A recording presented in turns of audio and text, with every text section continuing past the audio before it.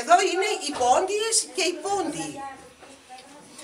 Εδώ επάνω έχω ένα, Ναταλή, είναι ένα γυλαίκο της Νάουσας. Και το έχουμε βγάλει, αλλά έφερα το αυθεντικό. Είναι του 18ου αιώνα, είναι παμπάλαιο. Αυτό είναι. Λοιπόν, εδώ είπαμε είναι οι κούκλες οι πόντιες. Οι πόντιες, όπως θα δείτε και παρακάτω, είναι όλα φοδωραλισμένα, όλα με κεντήματα. Όπου βλέπετε κέντημα είναι ακριβώς το ίδιο με το μεγάλο. Λοιπόν, περάστε λίγο παιδιά. Μία κούκλα κριτικιά. Θα δούμε και τις λίγο πιο μεγάλες. Αυτές είναι τις καρίτσας φορεσιές. Είναι οι αυθεντικές της καρίτσας, Ναταλή. Μετά από μία ας πούμε συνέντευξη και μετά από πληροφορίες από πολύ παλιές γιαγιές μεγάλες, καταλήξαμε αυτή είναι η νηφική τους φορεσιά και αυτή είναι η καθημερινή τους. Στην νηφική βλέπετε έχουν και ποδιά, έτσι τα φορούσαν. Και δεν βάζανε άσπρο, βάζανε ό,τι καλύτερο είχανε, ή βελούδο ή μεταξωτό ή αυτά τα σουάσου βάζτα, τέτοια υφάσματα βάζανε, όχι άσπρο. Μετέπειτα φορέσανε άσπρο.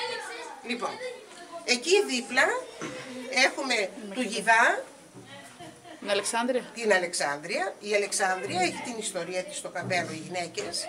Είναι το καπέλο, το έχει χαρίσει ο Μέγας Αλέξανδρος στις γυναίκες, γιατί τον βοήθησαν στον αγώνα που έκαναν. Κάθε τι έχει την ιστορία. Έχει βέβαια. Αυτό είναι πολύ σημαντικό. Λοιπόν, οι άντρες λάκησαν, έφυγαν. Άντρες, ακούτε? Έφυγαν. Οι γυναίκες βοήθησαν όμως. Και επειδή βοήθησαν, ο Μέγας Αλέξανδρος διέταξε τους άντρες να δώσουν τις περικεφαλές στις γυναίκες. Οι γυναίκες, για να τιμήσουν αυτή την κίνηση, κάνανε το χτένισμά τους τότε ιεροτελεστία. Είναι δηλαδή, σύμφωνα με το καπέλο που είχαν του Μέγα Αλέξανδρου, λέγεται κατσούλι αυτό. Ένα σαν αφοειδές η δική τους κατασκευή το βάλανε εδώ πάνω στο κεφάλι τους και γύρω από αυτό, ανά τις φάντες τους βάλανε αυτό το άσπρο το μαντίλι. Όλα αυτά είναι ιστορία του Μέγα Αλέξανδρου. Είστε εδώ τώρα.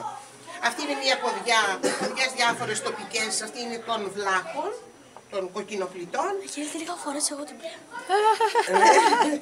Λοιπόν, εδώ ερχόμαστε στις κριτικές. Αυτή τη φόρηση η Μαρία μου τη λάνσαρε.